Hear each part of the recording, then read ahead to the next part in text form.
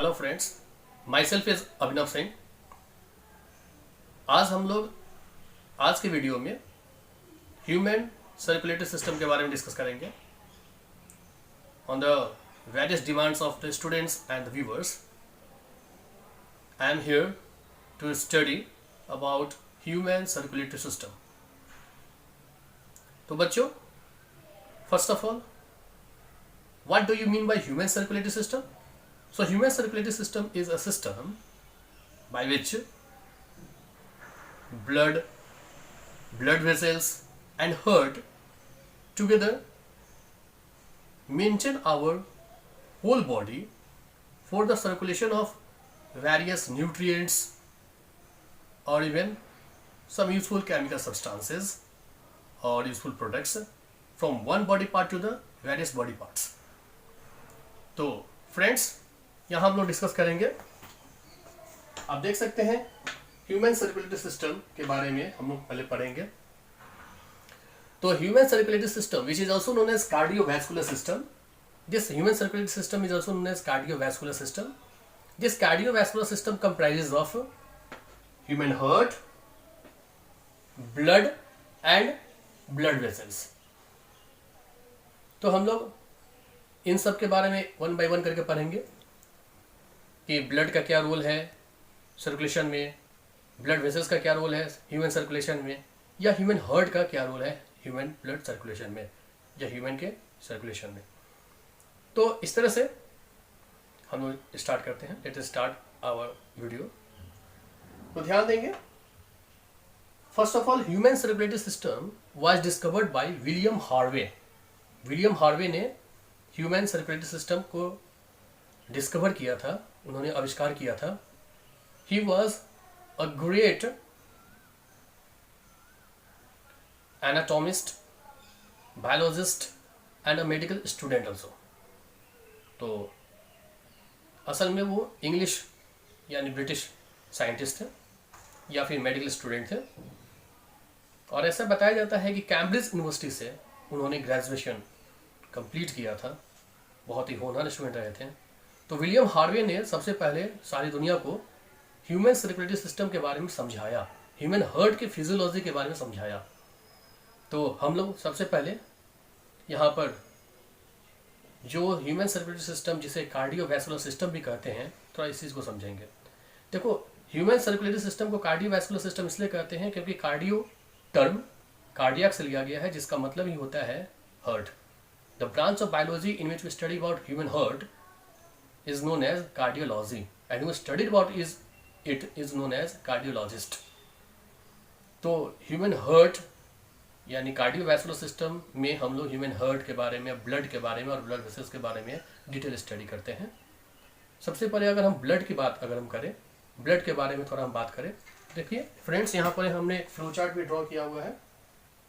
तो ब्लड के कई सारे कंपोनेंट्स होते हैं। Blood is consisting of two main components, one is plasma and another is corpuscles. Corpuscles are also known as blood cells. There are three main varieties of blood cells. ये blood cells कौन कौन से हो सकते हैं? तो ये blood cells RBC हो सकते हैं, रेड ब्लड सेल, डब्ल्यूबीसी हो सकते हैं, व्हाइट ब्लड सेल, और प्लेटलेट्स हो सकते हैं। प्लेटलेट्स को थ्रोम्बोसाइट्स भी कहा जाता है। तो हम लोग थोड़ा सा इनके बारे में एक संक्षिप्त अध्ययन कर लेते हैं, एक शॉर्ट टर्म एनालिसिस कर लेते हैं। तो सबसे पहले first of all, what is blood? How may we define blood? तो बच्चों, हम लोग ब्लड को कैसे डिफाइन करते हैं? तो ब्लड के बारे में बताया जाता है कि blood is a fluid connective tissue which is consisting of plasma and corpuscles. ऐसा जान लो कि हमारे बॉडी में, हमारे बॉडी का 7% body weight is due to blood. हमारे बॉडी में एन एवरेज ऐसा बताया गया, एक एडल्ट ह्यूमन बीइंग में कम से कम 5 to 6 लीटर ब्लड होना ही चाहिए। तो इस तरह से ह्यूमन बॉडी के लिए ब्लड का एक बहुत ही वर्सेटाइल इम्पोर्टेंस है। इस चीज़ को हमें समझना पड़ेगा। तो अगर हम ब्लड के कंपोनेंट्स की बात करें तो ब्लड में सबसे लार्जर जो कंपोनेंट होता है, जो कि 60% या 55% से 60% के अप्रॉक्सीमेटली परसिस्ट करता है ब्लड में, ब्लड वॉल्यूम का 55 to 60% अकेला प्लाज्मा होता है। And this plasma helps to transport various substances from one body part to the other body part. फिर उसके बाद ये जो प्लाज्मा है, plasma contains various proteins also. इसके पास कई तरह के प्रोटीन्स होते हैं। प्लाज्मा का वो, अगर आपसे कोई क्वेश्चन पूछता है कि प्लाज्मा का वो कौन सा हिस्सा है जो कि कभी क्लॉट नहीं करता है, जो कभी भी ब्लड को क्लॉट नहीं कराएगा, वो सीरम कहलाता है। और अगर कोई इसी का अपोजिट अगर हमसे पूछिए कि प्लाज्मा का वह कौन सा हिस्सा है जो कि ब्लड को क्लॉट कराने में हेल्प करता है, तो फाइब्रिनोजेन प्रोटीन याद रखना पड़ेगा हमें, फाइब्रिनोजेन। यही फाइब्रिनोजेन ब्लड क्लॉटिंग फैक्टर के रूप में जाना जाता है। लेकिन अभी फिलहाल के लिए बस इतना समझो, अभी हम डिटेल में उतना स्टडी नहीं कर रहे हैं, बस इतना समझो। जब हम लोग ब्लड के एनाटॉमी के बारे में जब हम लोग पढ़ेंगे तब उस बारे में हम लोग जानेंगे। अभी सिंपली हमें समझना है ह्यूमन सर्कुलेटरी सिस्टम के पर्सपेक्टिव रिस्पेक्ट में। तो ब्लड की अगर हम बात करें तो ब्लड में यह जो प्लाज्मा है, the plasma is the largest and fluid component of the blood and it helps to transport various substances like hormones, like many nutrients, like food, like wastage, like undigested food, like carbon dioxide also। तो इस तरह से कई सारे components का transportation पूरे body part में कराने की जवाबदेही प्लाज्मा निभाता है। जब भी हम ब्लड के सर्कुलेशन की बात कर रहे होते हैं, इसका मतलब हम प्लाज्मा के सर्कुलेशन की बात कर रहे होते हैं, ठीक है। तो प्लाज्मा के बारे में हम लोगों ने एक समझ लिया। अगर सेकंड कंपोनेंट की बात करें ब्लड में, जो कि कॉर्पसल्स है, और यह ब्लड के प्लाज्मा में फ्लोट करता रहता है। कॉर्पसल्स यानी ब्लड सेल्स। अगर ब्लड एक कनेक्टिव टिश्यू है तो of course tissue is a collection of various cells, तो सेल्स का कलेक्शन होगा, यानी इसमें ब्लड सेल्स होंगे। 3 तरह के ब्लड सेल्स पाए जाते हैं। सबसे पहले जो ब्लड सेल्स होता है जिसको हम बोलते हैं इरिथ्रोसाइट, ठीक है। तो इरिथ्रोसाइट जो ब्लड सेल है, erythrocyte is also known as RBC. It is also known as red blood cell.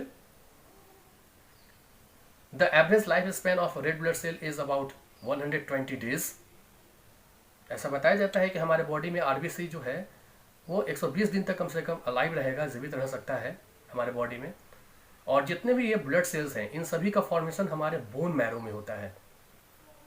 और इन सभी में स्पेशली जो RBC है, इसका डेथ एक्चुअली हमारे बॉडी में जो ग्रेव यार्ड है, जिसे स्प्लीन कहा जाता है, स्प्लीन में होता है। तो सिंपली याद रखना है, यहाँ पर इस टॉपिक से कई सारे MCQs बन सकते हैं, इसलिए हमें समझना छोटे छोटे टॉपिक को भी बहुत ज़रूरी है। यहाँ पर बस इतना समझो कि RBC और रेड ब्लड सेल और रेड ब्लड कॉर्पस्कल और erythrocyte is red due to the presence of a respiratory pigment which is known as haemoglobin. यही haemoglobin, this haemoglobin has greater affinity with oxygen. It can combined with 4 molecules of oxygen at the same time. तो haemoglobin जो कि oxygen का transport करता है, haemoglobin जो कि oxygen carrier की तरह काम करता है, यह हीमोग्लोबिन जो कि रेड कलर का होता है, यही RBC के फंक्शन को एक्चुअली हैंडल करता है। Whenever we are talking about what is the function of RBC, तो हम लोग कहेंगे the function of RBC is to provide red colour to our blood, and also it helps to transport oxygen from one body part to the another body part by the help of hemoglobin. The next blood cell is WBC. It is also known as leukocyte. This WBC is also known as leukocyte. It is also known as white blood cell or white blood corpuscle. The average lifespan of WBC in our body is approximately a single week. तो WBC का role क्या है हमारे body में? हमारे body में या blood में WBC helps to maintain immunity power. It enhances our immune defence system by making many antibodies. हमारे बॉडी में एंटीबॉडीज, स्पेसिफिक प्रोटीन्स बनाने का काम, हमारे जर्म्स के अगेंस्ट में स्पेशलाइज्ड प्रोटीन बनाने का काम कौन करता है? ये WBC करता है। यही WBC acts as soldier of our body, हमारे बॉडी के लिए सोल्जर की तरह काम करता है। यह WBC हमारे बॉडी में इम्यूनिटी पावर को डेवलप कराता है। अभी हम लोग हाल फिलहाल में कोरोना वायरस के बारे में जो हम लोग अभी जान रहे हैं, तो कोरोना वायरस से लड़ने के लिए अभी जो भी बातचीत हो रही है, जो भी वैक्सीनेशन की बात हो रही है, तो वह वैक्सीन किस बेसिस पर डेवलप किया जाता है? एंटीबॉडीज़ के ही बेसिस पर डेवलप किया जाता है। तो यह जो एंटीबॉडी है, यही बनाने का काम कौन करता है? WBC। तो इसलिए WBC बहुत इंपॉर्टेंट कंपोनेंट हो गया ब्लड के लिए। फिर ब्लड सेल में अगर हम लास्ट कंपोनेंट की बात करेंगे तो लास्ट कंपोनेंट जिसे प्लेटलेट कहा जाता है। तो ये जो प्लेटलेट्स होते हैं, जिन प्लेटलेट्स को हम लोग थ्रोम्बोसाइट भी कहते हैं, this platelet acts as a dual role in our body. It also maintains the fluidity of our blood और plasma, and also it helps to clot the blood when during the accidental situation. Suppose that अगर मान लो कभी बहुत ही ज़्यादा bleeding होता है या बहुत ही ज़्यादा किसी सीवियर कंडीशन में फंस जाते हैं, एक्सीडेंट हो जाता है, इंजूरियल कंडीशन हो जाता है, उस समय हमारे बॉडी से बहुत सारा रक्त बाहर निकलने लगता है, बहुत सारा ब्लड बाहर निकलने लगता है। when the blood oozes outside of our body, then this thrombocyte which has prothrombin, इस थ्रोम्बोसाइट यानी प्लेटलेट के पास एक स्पेसिफिक प्रोथ्रोम्बिन नाम का एक कंपोनेंट होता है। यह प्रोथ्रोम्बिन प्लाज्मा में मौजूद फाइब्रिनोजेन के साथ रिएक्ट करता है और थ्रोम्बोप्लास्टिन बनाता है। This thromboplastin is actually A clotting material, यानी जैसे ही थ्रोम्बोप्लास्टिन का फॉर्मेशन हो जाता है तो ब्लड क्लॉट कर जाता है। तो हमारे बॉडी से जब सारा ब्लड खाली हो जाएगा तो हमारा क्या अस्तित्व रह जाएगा? उस समय उस सीवियर इंजूरियल कंडीशन में यह प्लेटलेट हमारी मदद करता है और हमें हमारे बॉडी से रक्त को खाली होने से बचाता है, तुरंत ब्लड को क्लॉट करा देता है due to the presence of the formation of the thromboplastin. ठीक है, तो इस तरह से ये थ्रोम्बोसाइट या प्लेटलेट के बारे में हमने पढ़ा, RBC के बारे में पढ़ा, WBC के बारे में पढ़ा, ब्लड सेल्स के बारे में पढ़ा। हमने ब्लड के बारे में एक शॉर्टकट हमने जो स्टडी है वो हमने कर लिया है। कार्डियोवैस्कुलर सिस्टम की जब भी हम बात करते हैं तो ब्लड के अलावा ब्लड वेसल्स की बात करना भी लाजमी है। तो there are mainly 3 types of blood vessels. कौन कौन से ब्लड वेसल्स हो सकते हैं? तो ये 3 तरह के ब्लड वेसल्स हो सकते हैं। ये blood vessels artery, when, capillary. हमसे एग्जाम में कई बार आर्टरी और वेन के बीच में डिफरेंस पूछ लिया जाता है। जब भी हम ब्लड वेसल्स या ब्लड ट्यूब्स की बात कर रहे होते हैं तो आर्टरी और वेन के बीच में भी कुछ डिफरेंसेस है। 3 तरह के ब्लड वेसल्स होते हैं, मेनली 2 तरह का ही ब्लड वेसल होता है, आर्टरी और वेन।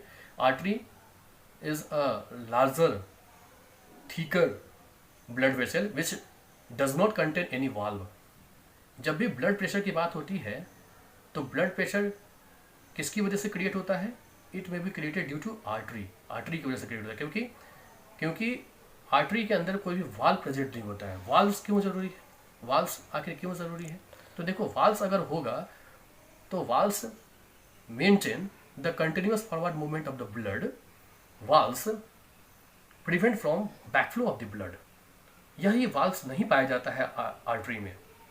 जबकि दूसरी तरह का जो ब्लड वेसल होता है जिसे वेन कहा जाता है, जो कि थीनर होता है ब्लड वेसल, तो यह जो थीनर ब्लड वेसल होता है वेन्स, और यह वेन्स जो होता है हमारे बॉडी के सुपरफिशियल पार्ट में लोकेटेड होता है, जबकि आर्टरी जो होता है हमारे बॉडी के इनर मोस्ट पार्ट में लोकेटेड होता है। आर्टरी को हम लोग देख नहीं पाते हैं, सामने से जो विजिबल नजर आता है वो वेन्स होता है actually. Arteries carry oxygenated blood, oxygen rich blood को कैरी करता है arteries, and artery of course carry oxygenated blood away from the heart. जबकि वेन्स जो होता है, veins carry deoxygenated blood, veins carry carbon dioxide rich blood towards the heart. Heart की ओर deoxygenated blood कौन carry कराता है? वेन्स। और and this veins contain many valves. इसलिए वाल्व्स पाए जाने की वजह से वेन्स में कभी भी ब्लड प्रेशर क्रिएट नहीं होता है। बीपी का प्रॉब्लम वेन्स की वजह से नहीं होता है, बीपी का प्रॉब्लम आर्टरी की वजह से होता है। हमसे एग्जाम में कई बार आर्टरी और वेन के बीच में डिफरेंस पूछ लिया जाता है, तो हम लोग याद रखेंगे स्टूडेंट्स कि आर्टरी और वेन्स के बीच में यहाँ पर कुछ डिफरेंसेस हमने डिस्कस कर लिया है। जैसे कौन कौन सा? तो आर्टरी के बारे में हम क्या क्या बता सकते हैं? कहेंगे क्या आर्टरी और वेन के बीच डिफरेंस कहेंगे कि arteries carry oxygenated blood whereas veins carry deoxygenated blood. Arteries carry the blood away from the heart, whereas veins carry the blood towards the heart. Arteries are thicker blood vessels, whereas veins are thinner blood vessels. Arteries do not contain any valve, whereas veins contain many valves. तो इस तरह से ये सब कुछ differences हुए। Arteries are located innervated inside our body, whereas veins are located superficially of our body. तो artery और वेन के बीच में कम से कम हमें कुछ डिफरेंसेस याद होना भी चाहिए। तो इस तरह से आर्टरी और वेन जो ब्लड वेसल्स होते हैं इसके बारे में हमने जाना।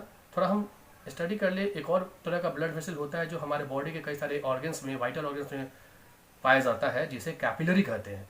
But capillaries are actually form from arteries. Artery की वजह से कैपिलरी का फॉर्मेशन होता है। यहाँ पर आप देखेंगे, यहाँ पर एक डायग्राम जो है जो कि ड्रॉ किया हुआ है, इस डायग्राम के बारे में देखेंगे, हम ध्यान देंगे।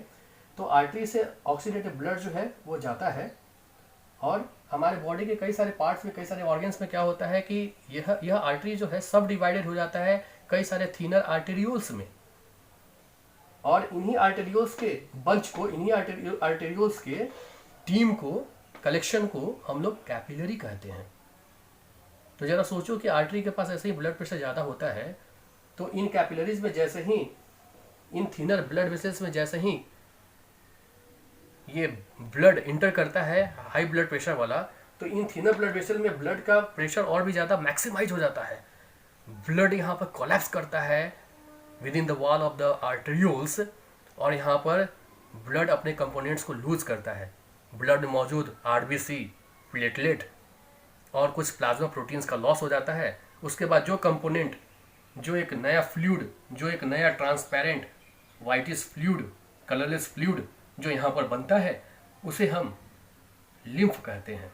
इसलिए लिम्फ का फॉर्मेशन कैपिलरी में होता है, और कैपिलरी किससे बनता है? आर्टरी से बनता है। ठीक है, आर्टरी के सब डिवीजन जिसे आर्टेरियोल कहते हैं, उन्हीं आर्टेरियोल्स के कलेक्शन को हम लोग कैपिलरी कहते हैं, जो हमारे बॉडी के कई सारे कुछ ऑर्गन्स में प्रेजेंट होता है। इस चीज़ को हमें समझना बहुत ज़रूरी है। तो यहाँ पर हमने ब्लड और ब्लड वेसल्स के बारे में स्टडी कर लिया है। थोड़ा सा अब हम हार्ट के बारे में स्टडी करेंगे। बिना हार्ट के स्टडी किए हुए हम लोग कार्डियोवैस्कुलर सिस्टम या ह्यूमन सर्कुलेटरी सिस्टम के बारे में एनालिसिस नहीं कर सकते हैं। तो let us study about the structure of the heart. This is a rough diagram of human heart structure. सबसे पहले हार्ट के बारे में कुछ हम अमेजिंग फैक्ट्स जान लेते हैं। How much is the average weight of human heart? Human heart का एवरेज वेट होता कितना है पहले? तो ह्यूमन हार्ट का एवरेज वेट के बारे में जब बात होती है तो in an adult human being it is approximately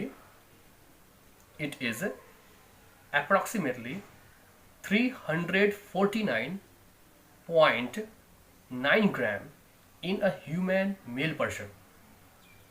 But when we are talking about a human female body, then its weight is about approximately 285.1 gram.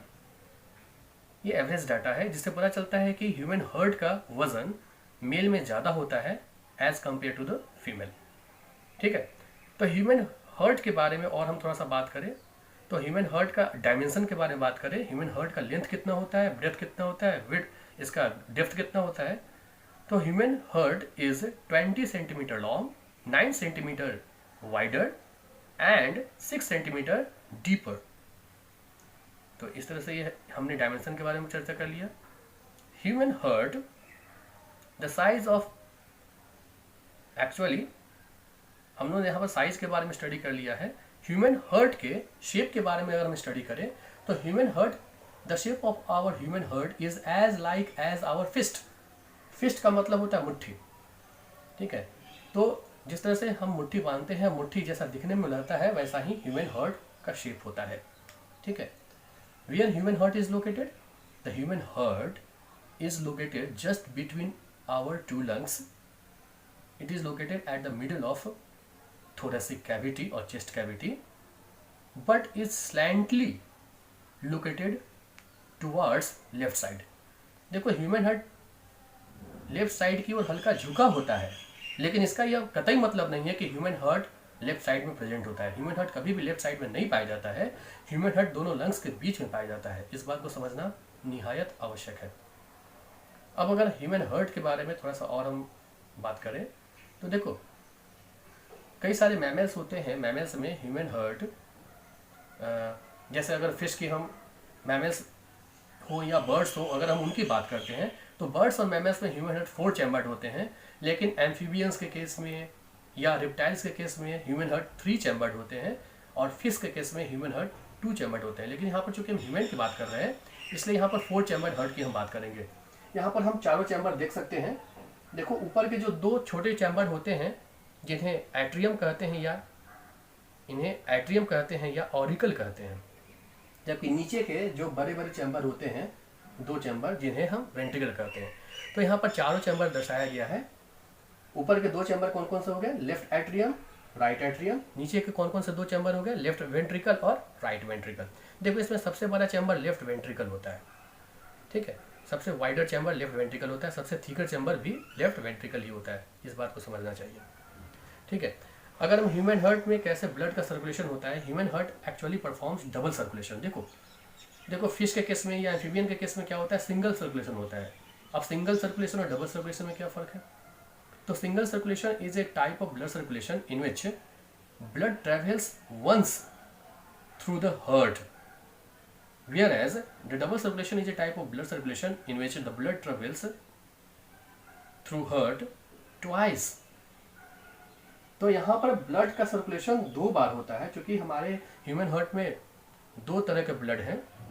यहाँ पर दो तरह के ब्लड, एक्चुअली ह्यूमन हार्ट जो है ना, ह्यूमन हार्ट एक muscular pumping organ है, और ह्यूमन हार्ट चूंकि इतना सॉफ्टवेयर ऑर्गन है, इतना मस्कुलर ऑर्गन है, इसलिए इससे प्रोटेक्शन की जरूरत पड़ती है, और पेरिकार्डियम नाम के एक मेम्ब्रेन से इसे प्रोटेक्ट किया जाता है। ह्यूमन हार्ट के जो दोनों साइड के जो चैम्बर्स होते हैं, चाहे लेफ्ट साइड चैम्बर्स हो या राइट साइड चैम्बर्स हो, इन दोनों के बीच में एक पार्टीशन वॉल होता है, जिसे सेप्टम कहा जाता है। तो अब ह्यूमन हार्ट में सेप्टम का काम क्या है? अगर कोई हमसे पूछे what is the function of septum, तो the function of the septum is to prevent from mixing of the oxidated and deoxidated blood inside our heart. देखो हमारे ह्यूमन हार्ट के लेफ्ट साइड में जो चैम्बर्स होते हैं, इसमें ऑक्सीजनेटेड ब्लड का सर्कुलेशन होता है, जबकि राइट साइड के जो चैम्बर्स होते हैं, इसमें डीऑक्सीजनेटेड ब्लड का सर्कुलेशन होता है। ऑक्सीजनेटेड ब्लड का मतलब है ऑक्सीजन रिच ब्लड, ऑक्सीजन ज़्यादा होगा वहाँ। डीऑक्सीजनेटेड ब्लड का मतलब है carbon dioxide rich blood, carbon dioxide ज़्यादा होगा वहाँ। तो सबसे पहले हम लेफ्ट साइड में कैसे ब्लड का सर्कुलेशन होता है थोड़ा इसको समझ लें। तो देखो लंग्स से एक ब्लड वेसल जुड़ा होता है जिसे पल्मोनरी वेन कहते हैं। This pulmonary vein carries oxygenated blood. This oxygenated blood is entered into the left atrium chamber of our heart with the help of pulmonary vein. Then after the human heart relaxes। जैसे ही human heart के इस chamber में, left atrium chamber में blood जब भर जाएगा, तो human heart का यह जो चैम्बर है क्या होगा, रिलैक्स हो जाएगा। लेकिन relaxation and contraction of the heart muscles are going on continuously, because we know that heart muscles are cardiac muscles, और कार्डियक मसल्स की खासियत है कि rhythmic contraction relaxation throughout our life cycle is going on continuously. ये होना चाहिए। तो इसलिए जब ऊपर का चैम्बर जब रिलैक्स होता है तो नीचे का चैम्बर कॉन्ट्रैक्ट होता है। रिलैक्सेशन के बाद फिर कॉन्ट्रैक्शन भी होना है। तो फिर जब ब्लड जिस पे भर गया ऑक्सीजनेटेड ब्लड, फिर ऑक्सीजनेटेड ब्लड भरने के बाद फिर जब यह चैम्बर जब कॉन्ट्रैक्ट करेगा, सिकुड़ेगा, तो फिर वो सारा का सारा जो ऑक्सीडेंटेड ब्लड है वो नीचे वाले चैम्बर यानी लेफ्ट वेंट्रिकल चैम्बर में इंटर कर जाएगा। अब लेफ्ट वेंट्रिकल चैम्बर रिलैक्स हो जाएगा, ठीक है। लेकिन यह ब्लड जो नीचे गया है वो फिर वापस रिटर्न बैक ना हो जाए ऊपर की ओर, इसके लिए बीच में वाल्व्स लगे हैं, और इस वाल्व को यहाँ पर बाइकस्पिड वाल्व या मिट्रल वाल्व कहा जाता है। अगर हम राइट साइड में अगर हम देखें तो राइट साइड में भी दोनों चैम्बर हैं, right atrium and right ventricle, इन दोनों के बीच में भी वाल्व लगे हैं जिसे ट्राइकस्पिड वाल्व कहते हैं। वापस हम लेफ्ट साइड की ओर आ रहे हैं। तो लेफ्ट साइड चैम्बर्स में क्या हुआ कि ऑक्सीडेंटेड ब्लड कौन लाया, पल्मोनरी वेन। कहाँ इंटर कराया, लेफ्ट एट्रियम में। फिर वह ऑक्सीडेंटेड ब्लड फिर कहाँ गया, लेफ्ट वेंट्रिकल में। और फिर जब लेफ्ट वेंट्रिकल चैम्बर जब कॉन्ट्रैक्ट करेगा तो by the help of aorta. Aorta क्या है, अयोटा भी एक ब्लड वेसल है। Aorta is the largest artery found inside our body. हमारे बॉडी का सबसे बड़ा आर्टरी जो होता है जिसे अयोटा कहते हैं। यह aorta, this aorta helps to transport और circulate all the oxygenated blood to all the body parts of our body except lungs and heart, ठीक है। तो लंग्स और हार्ट को छोड़कर हमारे सारे बॉडी पार्ट्स को भी तो ऑक्सीजनेटेड ब्लड चाहिए, ऑक्सीजन रिच ब्लड चाहिए। तो उन तक ब्लड सप्लाई करने की जवाबदेही कौन संभालेगा, यही अयोटा संभालेगा, ठीक है, अयोटा। तो लेफ्ट साइड चैम्बर्स में इस तरीके से ऑक्सीजनेटेड ब्लड का सर्कुलेशन हुआ। अब हम राइट साइड चैम्बर्स की बात कर रहे हैं। देखो दोनों तरह के ब्लड वेसल, दोनों तरह के ब्लड का सर्कुलेशन साथ साथ चलता है, ऐसा नहीं कहेंगे कंटिन्यूअसली। ह्यूमन हार्ट में जो सर्कुलेशन होता है ऑक्सीजनेटेड ब्लड का लेफ्ट साइड में और डीऑक्सीजनेटेड ब्लड का राइट साइड में, तो इन दोनों तरह के ब्लड का सर्कुलेशन साइमल्टेनियसली यानी साथ साथ चलना चाहिए। ये सिस्टम है ह्यूमन हार्ट का। अब अगर हम ह्यूमन हार्ट में राइट साइड चैम्बर्स में हम ध्यान देंगे तो राइट साइड चैम्बर्स में सबसे ऊपर का चैम्बर क्या है? Right atrium. राइट एट्रियम से देखो, गौर करो तो दो तरह के वेना कावा जुड़े हुए हैं। वेना कावा क्या है? Vena cava is the largest when. Vena cava जो है यह ऐसा ब्लड वेसल है जो कि लार्जेस्ट वेन होता है हमारे बॉडी का, ठीक है। और ऊपर में जो वेना कावा होता है ऊपर की ओर, जो हार्ट के ऊपर के ऑर्गन से सारा का सारा डीऑक्सीजेनेटेड ब्लड लेकर आता है, वैसे वेना कावा को सुपीरियर वेना कावा कहते हैं। और हार्ट के नीचे के जितने भी ऑर्गन्स हैं उनसे डीऑक्सीजेनेटेड ब्लड को लेकर आता है हार्ट की ओर, तो उसे इंफीरियर वेना कावा कहते हैं। So by the help of superior and inferior vena cavas all the deoxygenated blood entered into the right atrium chamber of our heart. Then right atrium chamber become relaxed. But when it contracts, by the help of tricuspid valve, all the deoxygenated blood are entered into the right ventricle chamber. Then right ventricle chamber relaxes, and when it contracts, then all the deoxygenated blood is supplied by the help of pulmonary artery to the lungs. क्या हुआ फिर से समझो। तो superior और inferior vena cava की मदद से हमारे बॉडी के जितने भी डीऑक्सीजेनेटेड ब्लड है वो राइट एट्रियम चैम्बर में आए, फिर ट्राइकस्पिड वाल्व की मदद से राइट वेंट्रिकल चैम्बर में गए, और फिर उसके बाद जब राइट वेंट्रिकल चैम्बर कॉन्ट्रैक्ट हुआ तो पल्मोनरी आर्टरी की मदद से वो सारा का सारा डीऑक्सीजेनेटेड ब्लड अपने ऑक्सीजनेशन प्रोसेस के लिए कहाँ चला जाएगा? लंग्स की ओर चला जाएगा, ठीक है। तो इस तरह से ह्यूमन हार्ट में डबल सर्कुलेशन चलता है। अब हम ह्यूमन हार्ट में कैसे सिस्टेमिक सर्कुलेशन होता है थोड़ा इसको समझेंगे इस फ्लो चार्ट की मदद से, इस डायग्राम की मदद से, ठीक है। तो इस डायग्राम पर हम कॉल करते हैं, इस डायग्राम में 3 ऑर्गन को यहाँ दिखाया गया है। सबसे पहले ऊपर में लंग्स दिखाया गया है, नीचे में बीच में हार्ट दिखाया गया, और सबसे नीचे में जितने भी रेस्ट बॉडी पार्ट्स हैं उनको यहाँ दर्शाया गया। गौर करो जो हमने यहाँ भी समझा है वही चीज़ यहाँ पर है। सिस्टेमिक सर्कुलेशन ऑफ ब्लड के बारे में थोड़ा समझना जरूरी है। कई सारे स्टूडेंट्स इसमें कंफ्यूज हो जाते हैं। एनसीईआरटी में यह डायग्राम दिया भी गया है, ठीक है। तो वहाँ पर कई सारे स्टूडेंट्स इस चीज़ को नहीं समझ पाते हैं। ऊपर वाला डायग्राम अगर आपको समझ में आ गया है तो नीचे वाला भी आराम से समझ में आ जाएगा। थोड़ा ध्यान देना, थोड़ा इसको समझते हैं। देखो लंग्स में क्या होता है? लंग्स में डीऑक्सीजनेटेड ब्लड का ऑक्सीजनेशन होता है। ह्यूमन रेस्पिरेटरी सिस्टम के वीडियो में मैंने यह चीज़ समझाया है कि कैसे लंग्स में अल्वियोली लोकेशन में ट्रांसपोर्टेशन ऑफ गैसेज होता है या गैसेज एक्सचेंज होता है bye the help of diffusion process, ठीक है। तो उस बात को थोड़ा हम ध्यान रखेंगे। यहाँ पर क्या हो रहा है थोड़ा इस चीज़ को फिर से समझें। तो लंग्स में सारा का सारा डीऑक्सीजनेटेड ब्लड किसमें कन्वर्ट हो गया? ऑक्सीजनेटेड ब्लड में। तो लंग्स ऑक्सीजनेटेड ब्लड, लंग्स से ऑक्सीजनेटेड ब्लड लेकर कौन आ रहा है? Pulmonary vein. या पल्मोनरी वेन जो ब्लड वेसल है ये लंग्स से ऑक्सीजनेटेड ब्लड को लेकर आता है और कहाँ इंटर कराता है? हार्ट में। या लंग्स से लेकर आता है ऑक्सीजनेटेड ब्लड पल्मोनरी वेन और कहाँ इंटर कराता है? हार्ट में। याद है ना, यहाँ पल्मोनरी वेन लंग्स से ऑक्सीजनेटेड ब्लड को लेकर आया था और कहाँ इंटर कराया था? हार्ट के लेफ्ट एट्रियम में, फिर लेफ्ट वेंट्रिकल में गया, और फिर वो सारा का सारा ऑक्सीजनेटेड ब्लड अरोटा होते हुए जो बाकी के जो रेस्ट बॉडी पार्ट से वहां गया था। ऐसा हमने पढ़ा था। तो बस इतना समझो कि लंग्स से ऑक्सीजनेटेड ब्लड लेकर चला, पल्मोनरी वेन हार्ट में दिया, हार्ट से फिर वो सारा का सारा ऑक्सीजनेटेड ब्लड जो है फिर वापस अयोटा होते हुए रेस्ट बॉडी पार्ट्स में पहुंचा दिया गया, ठीक है। अब हम डीऑक्सीजनेटेड ब्लड की बात कर ले थोड़ा।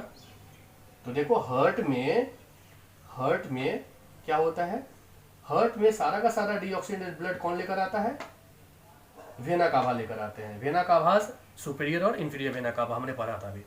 तो सुपीरियर और इंफीरियर वेना कावा जो है वो सारे के सारे बॉडी पार्ट से, रेस्ट बॉडी पार्ट से, चाहे ऊपर के हार्ट के ऊपर का ऑर्गन हो या हार्ट के नीचे का ऑर्गन हो, उन सारे बॉडी पार्ट से सारा का सारा डीऑक्सीजनेटेड ब्लड लेकर आते हैं। और वो डीऑक्सीजनेटेड ब्लड कहाँ इंटर होता है? ह्यूमन हार्ट में। ह्यूमन हार्ट के राइट एट्रियम में जाएगा, फिर राइट वेंट्रिकल में जाएगा, और फिर पल्मोनरी आर्टरी होते हुए कहाँ जाएगा? लंग्स में जाएगा, ठीक है। तो यही चीज़ यहाँ पर दिखाया गया है। तो इस तरीके से ये सिस्टेमिक सर्कुलेशन था ह्यूमन हार्ट में या फिर ह्यूमन बॉडी में कैसे होता है सिस्टेमिक सर्कुलेशन, यह भी हमने यहाँ समझ लिया है। एक चीज़ यहाँ पर और समझना है, दो और टर्म, कुछ टर्म को समझना है। जैसे एक सिस्टोल होता है और दूसरा डायस्टोल होता है। देखो सिस्टोल क्या होता है? हार्ट के कॉन्ट्रैक्शन को सिस्टोल कहते हैं, जबकि हार्ट के रिलैक्सेशन को डायस्टोल कहते हैं। अब हार्ट कॉन्ट्रैक्ट या रिलैक्स किसकी वजह से करता है? एक्चुअली वेंट्रिकल की वजह से करता है। तो ventricular contraction is known as systole and ventricular relaxation is known as diastole. देखो, ह्यूमन बॉडी में ब्लड प्रेशर को मेजर करने के लिए भी एक डिवाइस होता है जिसे स्फिग्मोमैनोमीटर कहा जाता है। आपने देखा होगा कई सारे हॉस्पिटल्स में बीपी मेज़र करने के लिए मशीन होता है। उसमें 2 तरह का ब्लड प्रेशर वहाँ मेज़र किया जाता है। ऊपर में देखेंगे सिस्टोलिक प्रेशर दिखाता है और नीचे में डायस्टोलिक प्रेशर दिखाता है। ठीक है, normal blood pressure human body में कितना होना चाहिए? तो 120/80 mm ऑफ Hg। mm मतलब मिलीमीटर, ऑफ Hg मतलब मरकरी। उसमें मरकरी ही लिक्विड होता है, फ्लूइड होता है, जो कि मेज़र करता है। उसी के मेज़रमेंट से तय होता है कि वह कितना मिलीमीटर ऊपर चढ़ा या कितना मिलीमीटर नीचे। उसकी वजह से लो या हाई बीपी का प्रॉब्लम वहाँ पर समझ में आता है। ठीक है, तो स्फिग्मोमैनोमीटर जो कि ब्लड प्रेशर मेज़र करने का मशीन होता है, और हार्ट बीट मेज़र करने का मशीन कौन सा होता है? स्टेथोस्कोप। कई सारे डॉक्टर के पास आप जाते होंगे तो उनके पास स्टेथोस्कोप होता है जो कि हार्ट बीट मेज़र करता है। तो अगर हम 1 हार्ट बीट की बात करें तो 1 heart beat is equal to क्या होना चाहिए? तो कॉन्ट्रैक्शन, 1 कॉन्ट्रैक्शन प्लस 1 रिलैक्सेशन। ठीक है, ह्यूमन हार्ट में अगर ये ह्यूमन बॉडी में अगर हम हार्ट बीट की अगर हम बात करें तो नॉर्मल हार्ट बीट कितना होना चाहिए? 72 टाइम्स पर मिनट। ठीक है, सेम यही पल्स रेट भी होता है, 72 टाइम्स पर मिनट होता है। फीमेल्स में या बच्चों में यह हार्ट बीट थोड़ा फास्टर भी होता है, लेकिन नॉर्मल हार्ट बीट हमें याद रखना है 72 टाइम्स पर मिनट। ठीक है, तो यहाँ पर नॉर्मल सिस्टोलिक प्रेशर क्या होना चाहिए? देखो, normal BP is equal to होता है normal systolic pressure divided by normal diastolic pressure. Normal systolic pressure कितना होना चाहिए? 120 mm of Hg होना चाहिए, जबकि नॉर्मल डायस्टोलिक प्रेशर कितना होना चाहिए? 80 mm of Hg होना चाहिए। ठीक है, तो सिस्टोल का मतलब सिंपली है हार्ट का कॉन्ट्रैक्शन या वेंट्रिकल का कॉन्ट्रैक्शन, और डायस्टोल का सिंपली मतलब है हार्ट का रिलैक्सेशन या वेंट्रिकल्स का डायलेशन या रिलैक्सेशन। ठीक है, तो इस तरीके से एक नॉर्मल जो कॉन्सेप्ट है ह्यूमन सर्कुलेटरी सिस्टम का या कार्डियोवैस्कुलर सिस्टम का, वो हमने यहाँ पर डिटेल में स्टडी कर लिया है।